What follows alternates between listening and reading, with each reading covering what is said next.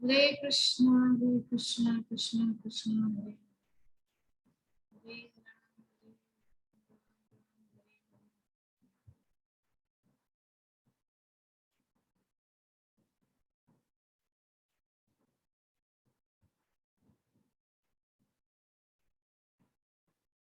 हरे कृष्णा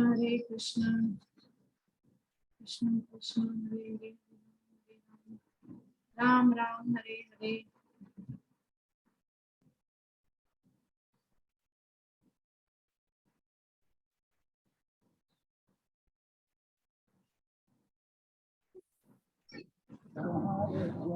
कृष्णा तो लाइट चले जाने से हमारे यहाँ बहुत व्यवधान होता है। तो हम लोग चर्चा कर रहे थे,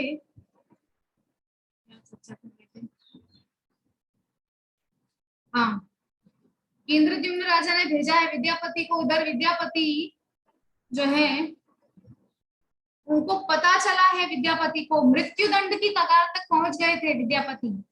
इंद्रद्युम्न राजा के मंत्री नील माधव को ढूंढने आए, यहाँ बुरे फंसे, लेकिन फंसे नहीं, असल में ये सब भगवान की लीला ही चल रही है। भगवान उनको ग्रेजुअली धीरे धीरे अपने पास ला रहे हैं, एक झटके में तो पहुंच नहीं सकते, इसीलिए धीरे धीरे वो प्रक्रिया चल रही है कि विद्यापति पहुंच जाए भगवान तक। तो विद्यापति को पता चला है, किससे पता चला है? हम छोटे से बालक की बात कर रहे थे, कालिया। तो वो कालिया जो साक्षात नील माधव हैं, वो आए हैं विद्यापति के पास और उनको बोल रहे हैं कि आप जानते हैं ये जो लड़की है ना ललिता, जिससे शादी करने के लिए आपको बोला जा रहा है, उसके पिता जानते हैं नील माधव कहाँ है। तो आप जिनकी खोज में इतनी दूर आए हो, नील माधव की खोज में, हाँ, आपका काम बन जाएगा, आप ललिता से शादी कर लीजिए। तो दामाद को तो ससुर अपना सब कुछ दे ही देता है आखिरकार, अगर बेटी इकलौती हो तो ये तो इकलौती बेटी है ना, तो आपको भी नील माधव का पता मिल जाएगा। तो जैसे ही विद्यापति को मालूम लगी ये बात, विद्यापति ने सबको बता दिया कि देखिए मैं तो हूँ शादीशुदा, लेकिन फिर भी सबने कहा ठीक है अब शादीशुदा है तब भी कोई बात नहीं। ललिता से शादी की गई विद्यापति की, बहुत सुंदर, उनके कबीले के जो रिवाज थे उस हिसाब से उनकी शादी हुई। अब विद्यापति सोच रहे हैं कि मैंने शादी तो कर ली, लेकिन मेरा उद्देश्य तो है नील माधव तक पहुंचना, कैसे मैं नील माधव तक पहुंचूंगा। तो इसीलिए विद्यापति ने क्या किया, अपने ससुर से, अपनी पत्नी से और अपने ससुर से प्रार्थना की कि मुझे नील माधव का दर्शन करना है। पहले तो बहाने से पूछा कि ये तुम्हारे पिताजी रोज कहाँ चले जाते हैं सुबह सुबह, किसी को कुछ बोलते नहीं। तो ललिता ने कहा है कि एक भगवान का विग्रह है जिसकी पूजा करने जाते हैं, जिसका पता किसी को नहीं है सिवाय पिताजी के। अब विद्यापति ने सोचा कि कैसे मैं उस जगह का पता निकालूं। तो विद्यापति ने क्या किया, प्रार्थना की पहले अपने ससुर से कि मुझे भी आप उस स्थान पर ले चलिए, मुझे देखना है विद्यापति को, नील माधव को विद्यापति बोल रहे हैं। तो अब नील माधव जो है उनका दर्शन करने के लिए विद्यापति चले हैं। वहां से जहां रहते थे कबीले में, जंगल में, वहां से चले हैं। अब शर्त रखी विश्ववसु ने, विद्यापति के ससुर ने, कि आप रास्ता नहीं देखोगे, क्योंकि अगर रास्ता देख लिया कि किधर से होकर के जाना है, किधर से क्या, तो आप तो जान जाओगे, तब आप फिर हमेशा नील माधव के दर्शन कर पाओगे। ममता से नहीं मार रहे थे, जैसे ज्वाइन होता है ना उसी समय ऑफ कर दिया। तो इस प्रकार से विश्व बसु ने शर्त रखी कि हम आपको नीलमाधव का दर्शन कराएंगे दामाद जी, लेकिन आपको हम पट्टी बांध के ले जाएंगे ताकि आप रास्ता देख ना सको कि कौन से रास्ते से गए थे। लेकिन मंत्री कोई साधारण व्यक्ति होता है? हाँ, विद्यापति बहुत चालाक था, मंत्री चालाक ही होना चाहिए। तो प्रभु जी ने सुबह क्लास में बहुत अच्छा उदाहरण दिया कि मंत्रियों के बहुत अच्छे अच्छे उदाहरण है हमारे देश में। अकबर के राज्य में उनके मंत्री थे कौन? बीरबल। असल में उनका नाम था बीरबल, वीरों का बल था उनके अंदर, लेकिन वो समय के साथ उस नाम को ऐसे हो गया, बीरबल हो गया। ठीक है, तो ऐसे बीरबल जी थे, बड़े अच्छे मंत्री।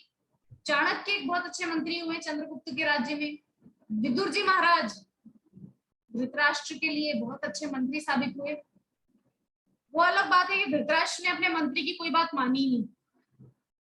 हाँ, धृतराष्ट्र ने अपने मंत्री की बात नहीं मानी, एंड में जाकर के अपने भाई की बात मानी। जो क्लास में आप प्रभु जी से सुन रहे हैं इतने दिनों से, धृतराष्ट्र का गृह त्याग, है ना। धृतराष्ट्र ने अपने मंत्री की बात नहीं मानी, अपने भाई की बात मानी बाद में जाकर के। तो ऐसे जो होते हैं मंत्री, तो विद्यापति ने सोचा कि मुझे किसी ना किसी तरह से तो रास्ता ढूंढ निकालना होगा। तो क्या किया विद्यापति ने? कुछ सरसों के दानों का बंदोबस्त किया अपनी पत्नी से कहकर के। और जब पट्टी बांध के नीलमाधव के दर्शन के लिए विश्व बसु विद्यापति को ले जा रहे थे, तो विद्यापति ने क्या किया, ऐसी छोटी सी पोटली बना ली अपनी धोती में और उसमें सरसों के दाने भर लिए, पोटली को बांध दिया अच्छे से और नीचे से छोटा सा छेद कर दिया ताकि एक एक दाना गिरता जाए सरसों का, और रास्ते भर सरसों के दाने गिरते रहे। और इस प्रकार से विद्यापति नीलमाधव के पास पहुंचे, पट्टी खुली है और दर्शन कर रहे हैं आंखें फाड़ फाड़ के। उस सुंदर सुंदर से अद्भुत सौंदर्य वाले उस विग्रह को देख करके विद्यापति धन्य हो गए। विद्यापति बोल रहे हैं कि इतना सुंदर विग्रह मैंने आज तक नहीं देखा। इतनी बड़ी बात विद्यापति ने कही वहां पर। तो अब विद्यापति कह रहे हैं कि क्यों ना हम इनको ले चले यहाँ से। विश्व बसु ने कहा नहीं, ये यहाँ से कहीं नहीं जाएंगे। विश्व बसु ने फिर से पट्टी बांध दी है विद्यापति की आंखों पे और वापस ले गए। लेकिन इधर जो है कुछ दिनों बाद विद्यापति ने कहा कि मैं अब जाऊंगा जहां से मैं आया हूँ। इधर अपनी पत्नी ललिता को छोड़ के चले गए, क्योंकि वहां भी एक पत्नी, यद्यपि इधर वालों को बता दिया था कि मेरी एक पत्नी है, फिर भी इन लोगों ने कहा कि नहीं, शादी तो करना पड़ेगी। तो अब आए हैं विद्यापति वापस अपने इधर अवंतीपुर यानी कि उज्जैन में वापस आए हैं। और राजा को बताया है कि इतना सुंदर विग्रह देख करके मेरा अंग अंग रोमांचित होने लगा। तो विद्यापति ने सारी कथा बोल के बता दिया राजा को कि ऐसा ऐसा है, उस जगह पे विराजमान है भगवान, क्या नाम, भगवान नीलमाधव। हाँ, तो अब इंद्रदुम्न ने कहा कि लेकिन मुझे तो अब उनका दर्शन भी करना है, क्योंकि मैं जब तक उनका दर्शन नहीं करूंगा मेरा ये शरीर नहीं छूटेगा, क्योंकि इच्छा है मन में उनका दर्शन करने की। तो विद्यापति ने कहा कि चलिए, मैंने रास्ता ढूंढ रखा है। इंद्रद्युम्न बोले क्यों मजाक कर रहे हो, आपको तो आपके ससुर ने शादी वहां पर जो है, क्या बोल रही थी मैं, इंद्रद्युम्न जो है वो बोलते हैं कि आपको तो आपके ससुर ने देखने नहीं दिया ना रास्ता, तो आप कैसे बताओगे मुझे कि कहाँ नीलमाधव विराजमान है। लेकिन अब जो विद्यापति है वो बोल रहे हैं कि लेकिन मैंने रास्ते का इंतजाम कर दिया है। अब इधर आके विद्यापति बोल रहे हैं कि रास्ते का इंतजाम हो गया है। उधर इंद्रद्युम्न परेशान है कि कैसे रास्ता बताएंगे, इन्होंने तो खुद रास्ता देखा नहीं। अब यहाँ आए के विद्यापति को करीब 2-3 महीने बीत गए। अब 2-3 महीने बीतने के बाद जब पुनः इंद्रद्युम्न राजा ने निश्चय किया कि चलो अब तो जाना ही है, नील माधव को ले आएंगे, तो विद्यापति ने बताया कि जब मैं गया था ना तब मैंने सरसों के बांधे पोटली में बांध के रख लिए थे सरसों के दाने, तो वो गिरे थे, तो अब तक तो 2-3 महीने में वहां पे कुछ पौधे जैसे उग गए होंगे। तो सरसों के पौधों को देख करके हम समझ जाएंगे कि किधर से हम गुजरे थे और किस रास्ते से हम नील माधव तक पहुंचे थे। तो ये सब घटनाक्रम अब इधर आकर देखते हैं तो सच में छोटे छोटे पौधे उग चुके हैं अब तक वहां पर, जहां पर सरसों के दाने गिराए थे। तो अब राजा जैसे ही आए हैं दर्शन करने के लिए, इधर से नील माधव गायब, नील माधव का विग्रह गायब। अब वो जो छोटा सा बालक है कालिया, वो सबको मिलता रहता है बीच बीच में, सबसे वो मिलता रहता था। तो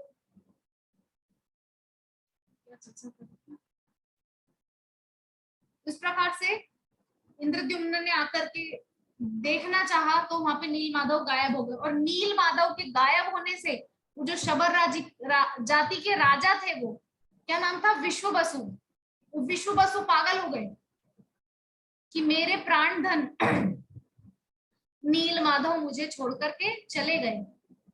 बहुत कष्ट हुआ विश्व बसु को, बहुत रोए।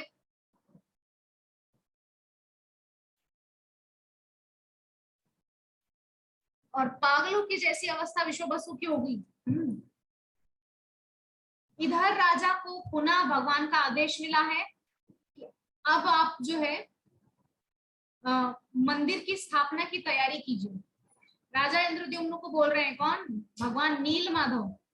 लेकिन इधर मंदिर में तो विग्रह नहीं, कौन सा विग्रह रखेंगे, कौन सा मंदिर बनाएंगे, क्या करेंगे, कुछ जानकारी नहीं। तो अब राजा इंद्रद्युम्न ने सोचा कि आखिरकार मंदिर तो बनाना ही है, तो उन्होंने तैयारी शुरू की है। अब वो जो कालिया है, छोटा सा बालक, वो सबसे मिलता रहता था, वो कालिया आया है और सबको बोल रहा है कि समुद्र के किनारे, और भगवान ने भी ऐसी भविष्यवाणी की थी कि समुद्र के किनारे बहती हुई लकड़ी आएगी, उस लकड़ी से आप जो है विग्रह को तैयार करना इत्यादि, जो कुछ भी काम था वो वहां पर उन्होंने बताया है।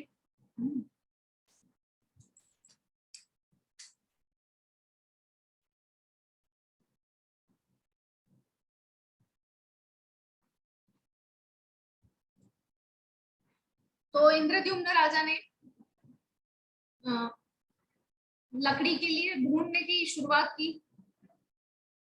अब बहुत से लोग बोलते हैं, ऐसा कहाँ तक सही है मैं नहीं जानती, लेकिन ऐसा कहा जाता है कि ये जो लकड़ी बहते हुए आई थी, ये द्वारिका से बहते हुए आई थी।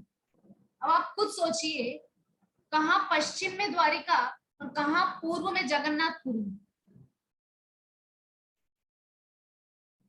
लेकिन ऐसा कहा जाता है कि जिस पेड़ के नीचे भगवान श्री कृष्ण अपने अंतिम समय में, मतलब इस पृथ्वी पर जो उनकी लीला का अंतिम समय था, जिस पेड़ के नीचे बैठ करके उन्होंने उद्धव जी को, मैत्रेय ऋषि को उपदेश दिया था, 11वें और 12वें स्कंद में इस पर बहुत विस्तार से वर्णन है श्रीमद् भागवतम में।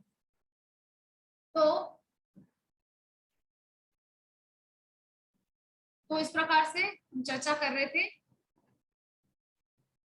कि भगवान जिस पेड़ के नीचे बैठे थे, ऐसा कहते हैं बहुत से लोग कि ये वही पेड़ था, मतलब उसी पेड़ का तना था, मोटी लकड़ी जो होती है, मजबूत वाली लकड़ी, उसी पेड़ की लकड़ी बहते हुए द्वारिका से पूरी पहुंची। सोचिए, ये तो आश्चर्य की बात है ना, ऐसा हो ही नहीं सकता कोई चीज द्वारिका के किनारे से बहते हुए पुरी के किनारे तक आ जाए। अरे इधर का समंदर अलग है, इधर का समंदर अलग है। गुजरात में इधर अरबी सागर है, अरब समुद्र है, अरब महासागर है, और ये इधर मुझे याद नहीं है प्रशांत है या हिंद है।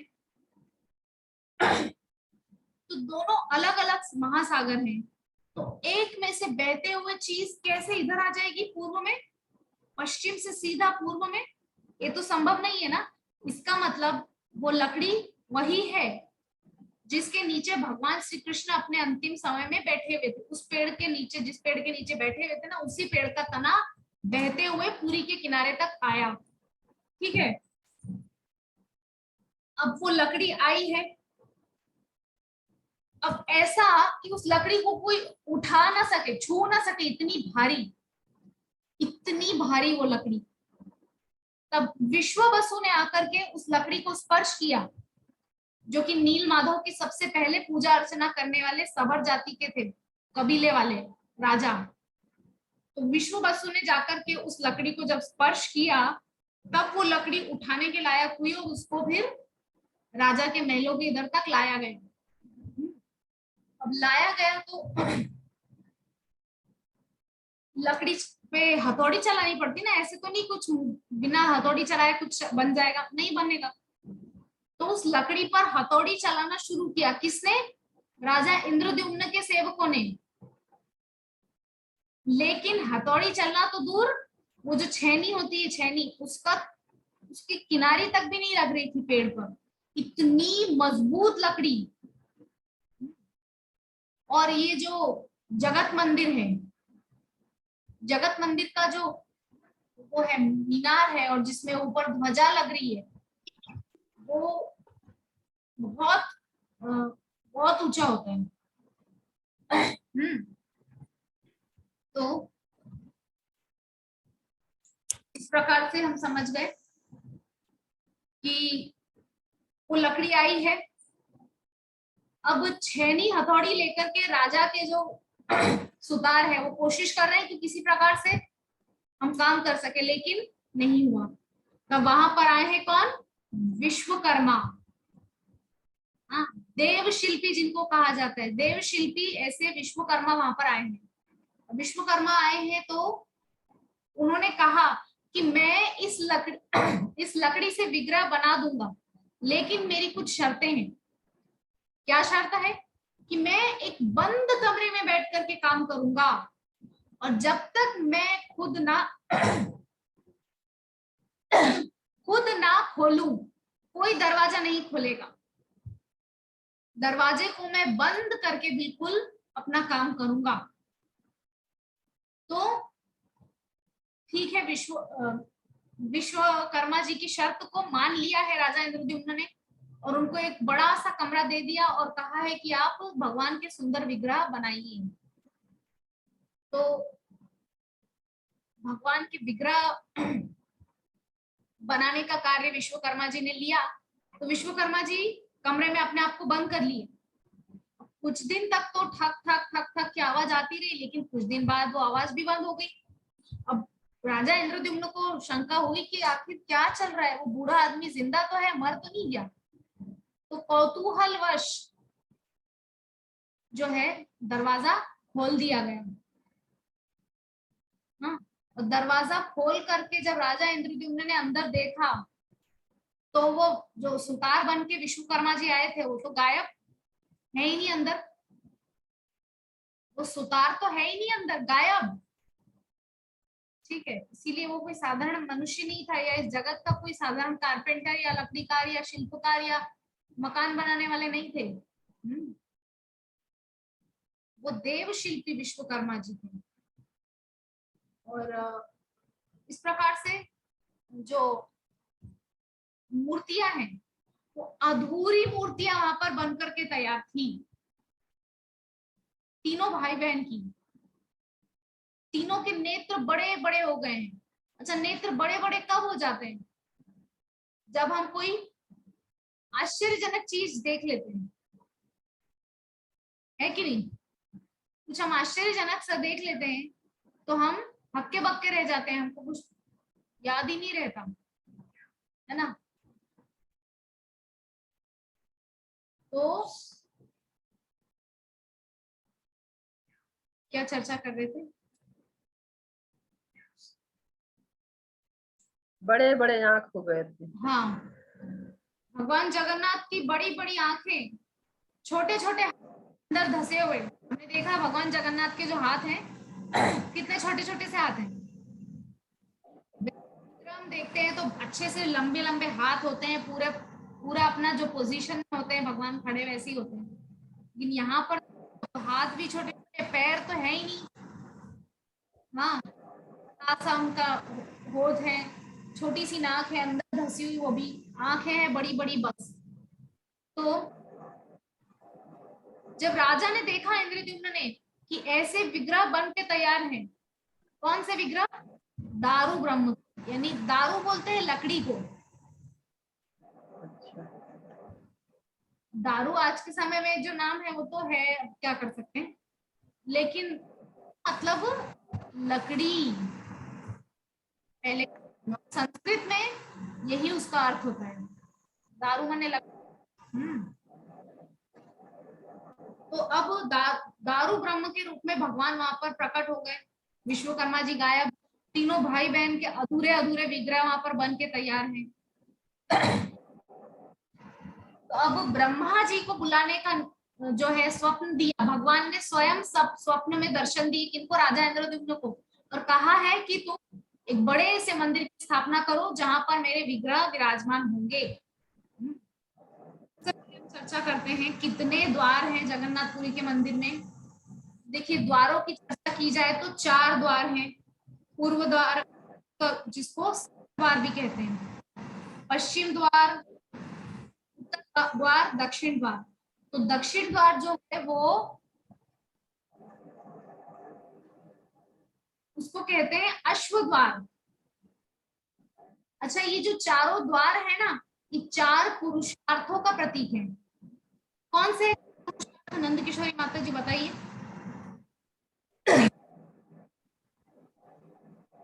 हरे कृष्णा। नहीं सुने थे माता जी, क्या बोली थी? 4 पुरुषार्थ कौन से हैं? 4 पुरुषार्थ अभी लगता है तो आपको भूल याद। गए। ठीक है, विवा माता जी बताएंगे। धर्म अर्थ काम मोक्ष। तो ये जो 4 द्वार हैं जगन्नाथपुरी के मंदिर के, 4 दिशाओं में 4 द्वार हैं। ये 4 द्वार धर्म, अर्थ, काम और मोक्ष का प्रतिनिधित्व करते हैं। तो जो सिंह द्वार है, जो मेन गेट, मेन एंट्रेंस है, मेन गेट है जो, उसको सिंह द्वार कहते हैं, जो कि मोक्ष का प्रतीक है। अब सिंह द्वार से यदि आना जाना करोगे तो आप सभी पापों से मुक्त होकर के मोक्ष को प्राप्त करोगे। और इसी प्रकार से जो दक्षिण द्वार है वो अश्व द्वार के नाम से भी जाना जाता है, यानी कि घोड़ा, अश्व माने घोड़ा ना। तो अश्व द्वार, और वो है काम का प्रतीक, क्योंकि घोड़ा बहुत पैशनेट होता है ना। तो 4 दिशाओं में 4 द्वार बनाए गए, और वहां पर 2 बाउंड्री है जगन्नाथ मंदिर में। आप कभी जाएंगे तो आप देखेंगे ध्यान से, 2 बाउंड्री। एक बाउंड्री जो बाहरी बाउंड्री है उसको बोलते हैं मेघनाथ प्राचीर।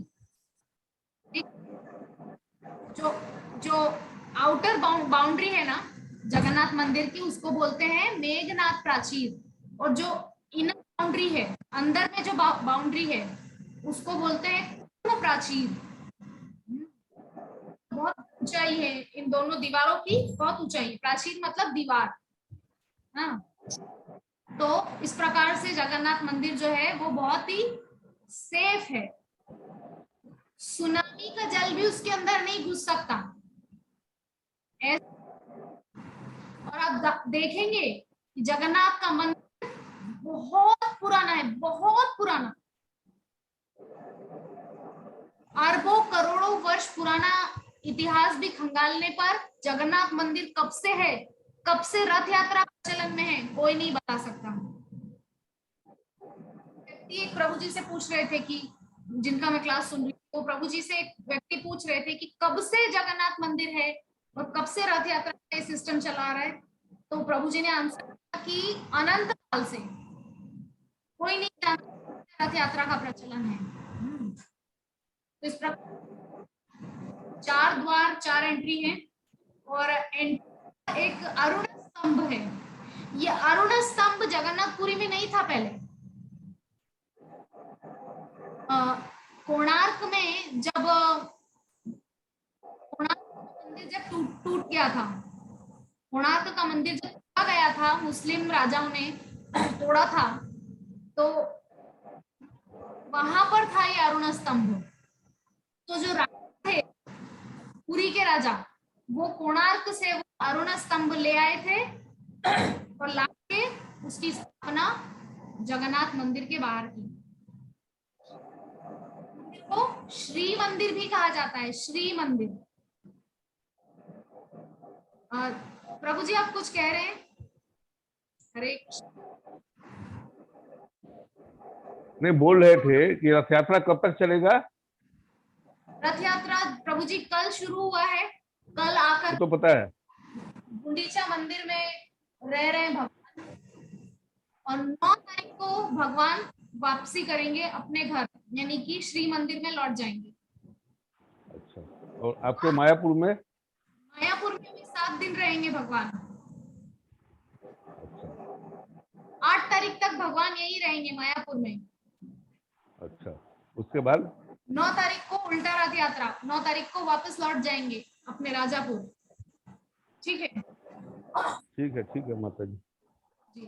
आज वो जगन्नाथ जी कहाँ गए प्रभु? आज एक्चुअली मैंने क्लास देने का अनाउंसमेंट कर दिया था ना पहले से, जगन्नाथ भगवान के विषय में। प्रभु जी हैं, घर में ही हैं। अच्छा, ठीक है अनाउंसमेंट मैंने कर दिया था, इसलिए क्लास आज मेरा होता है। ठीक है। तो हम लोग चर्चा कर रहे थे कि अरुण स्तंभ, हम जब शुरुआत करेंगे तो सबसे पहले हमको दिखेगा अरुण स्तंभ। और श्रीमन महाप्रभु अरुण स्तंभ को पकड़ के सुदर्शन चक्र को देखा करते थे। दर्शन के दर्शन से उतना ही लाभ मिलता है जितना रत्न वेदी पर बैठे हुए भगवान के दर्शन करने का। वेदी पर तीनों भाई बहन बैठे हुए हैं, तीनों बैठे भाई बहन का दर्शन करने का जितना फल है, उतना ही फल है सुदर्शन चक्र का को देखने का फल। उस दिन भी मैंने आपको बताया था कि सुदर्शन चक्र जो है, हमको देख, आप किसी भी दिशा से देखोगे, आप पूरी जगन्नाथपुरी का पूरे मंदिर की परिक्रमा लगा लो, आपको चारों दिशाओं से रथ जो सुदर्शन चक्र है वो ऐसा दिखेगा। सब समय आपको ऐसा दिखेगा सुदर्शन चक्र। ये जगन्नाथ की बहुत अद्भुत लीला है और पुरी से जुड़े हुए अद्भुत रहस्य हैं। और उस दिन भी मैंने बताया था कि रोज जगन्नाथ भगवान के श्री मंदिर की जो पताका है, जो झंडा है, जो ध्वजा है, रोज बदली जाती है। और परंपरा है, ये एक परिवार विशेष को मिली हुई है। ये जो ध्वजा बदलने की जो सेवा है, ये एक परिवार को मिली हुई है। उसी परंपरा आज तक इस परंपरा को निभा रही है। उस परिवार की जो पीढ़ी है, पीढ़ी दर पीढ़ी, उसी सदस्य हैं, ये ध्वजा बदलने की परंपरा को निभाते हैं। तो हम समझ गए। तो हम जब प्रवेश करेंगे, सबसे पहले है अरुण स्तंभ, और जब आप जैसे ही प्रवेश करेंगे तब आपको दर्शन होगा पतित पावन जगन्नाथ का। अभी पतित पावन जगन्नाथ कौन है? ये जगन्नाथ है, पुरी के एक राजा थे, रामचंद्र देव। रामचंद्र देव जो राजा थे, उनको एक बार धमकी मिली। कहां से? मुस्लिम राजाओं से।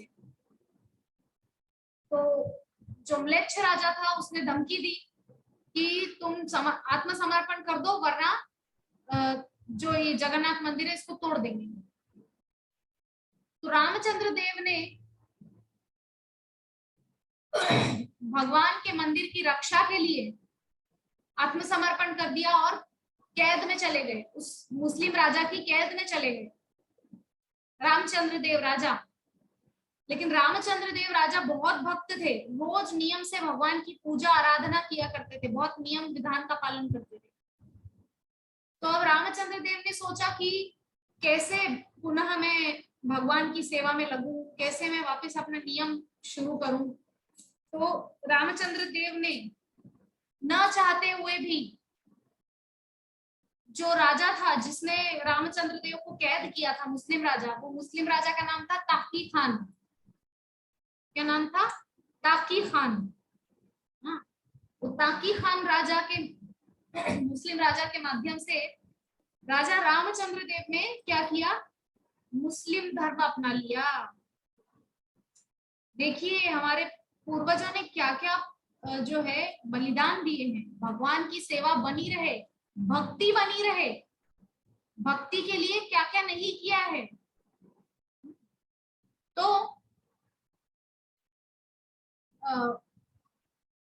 रामचंद्र देव ने मुस्लिम धर्म अपना लिया।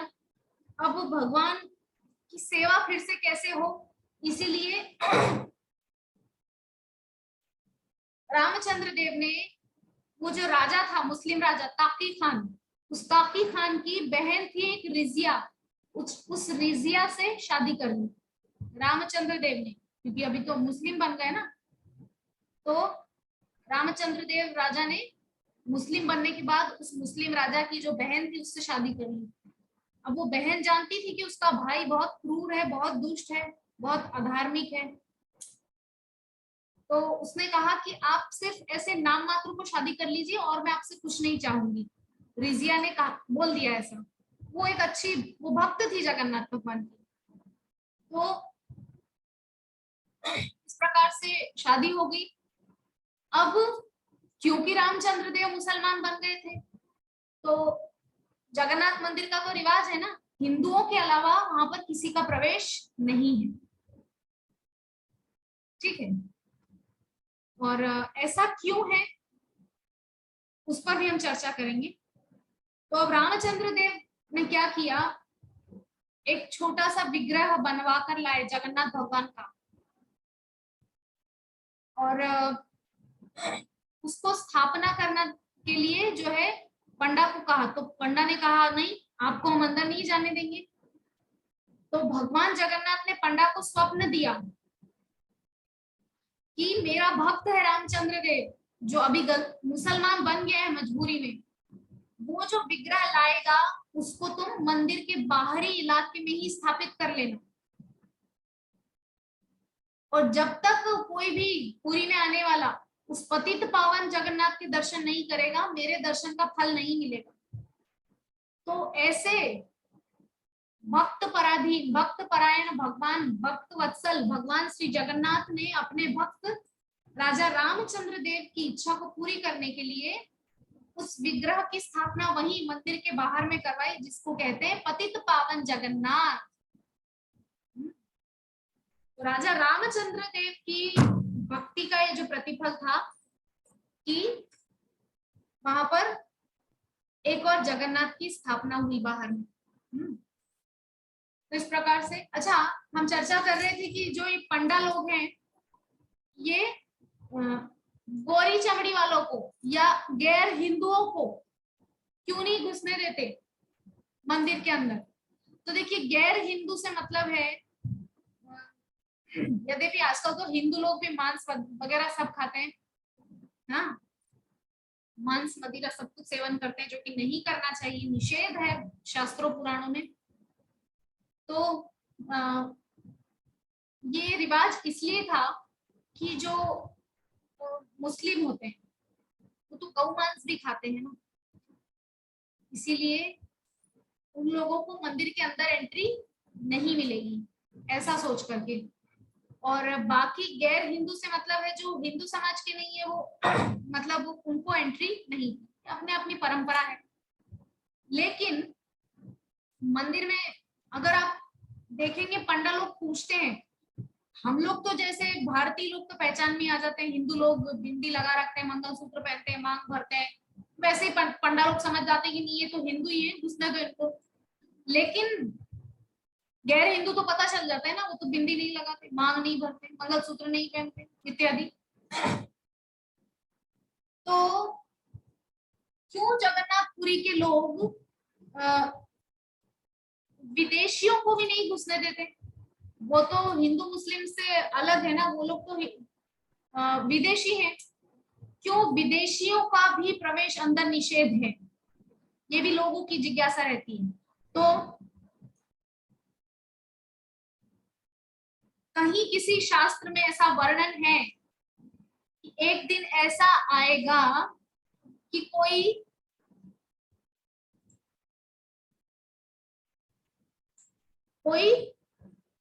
विदेशी आकर के भगवान जगन्नाथ को ले जाएगा? एक दिन ऐसा आएगा। तो जगन्नाथपुरी के लोग हैं जो भक्त हैं, वो तो सब जगन्नाथ भगवान को अपना प्राण धन मानते हैं ना, वो तो उनके प्राण है, प्राणों से भी प्यारे जगन्नाथ भगवान हैं, तो उनको कैसे जाने दे सकते हैं? और वहां पर लिखा हुआ है कि कभी कोई आएगा जो भगवान जगन्नाथ को ले जाएगा, और ब्रैकेट में रशियन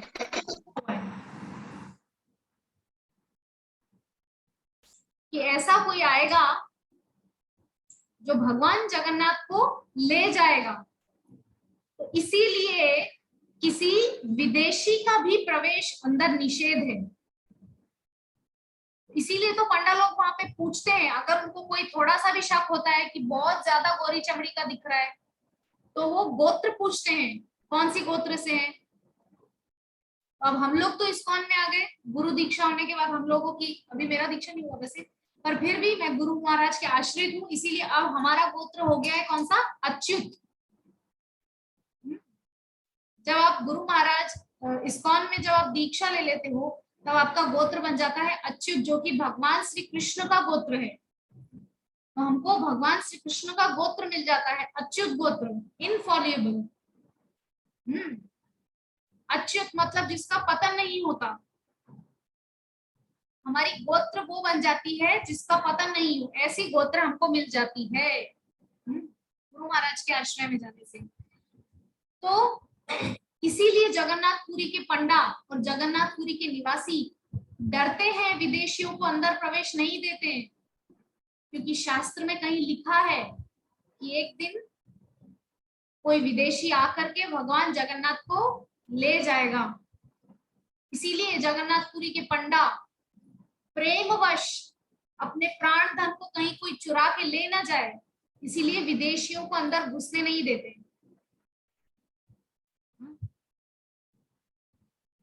अब आप खुद सोचिए, आपको एक तरीके से धमकी भरा लेटर ही है वो पुरी वासियों के लिए कि एक समय कोई आएगा और जगन्नाथ को ले जाएगा। ऐसे आपको कोई धमकी भरा लेटर दे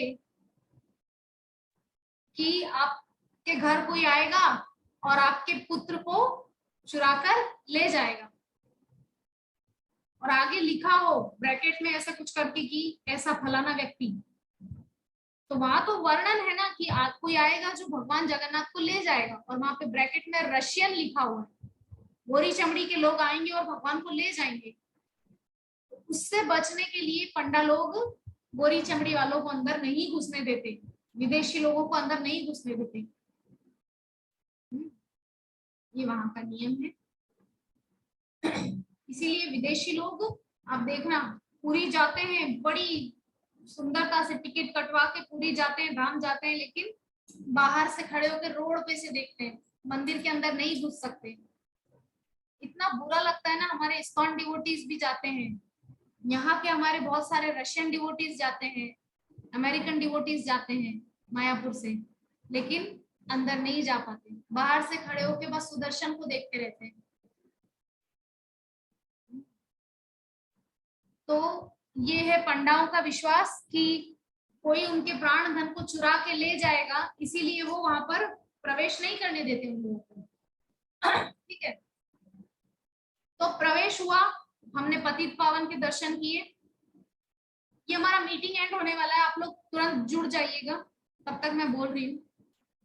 तो जैसे ही एंटर, बाहर रोड पे सबसे पहले अरुण स्तंभ, एंटर होते ही पतित पावन जगन्नाथ, और फिर आता है एक यम की पेड़ी आती है, यमराज की पेड़ी आती है। अब उसके पीछे की क्या कथा है वो हम अगली क्लास में डिस्कस करेंगे। ठीक है, आप लोग जुड़ जाइए तुरंत। हरे कृष्णा।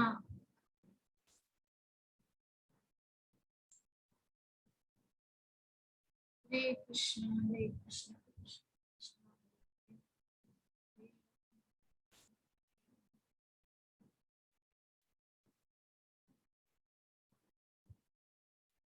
बाप रे, 5 बज गए, इतनी जल्दी 1:30 घंटे।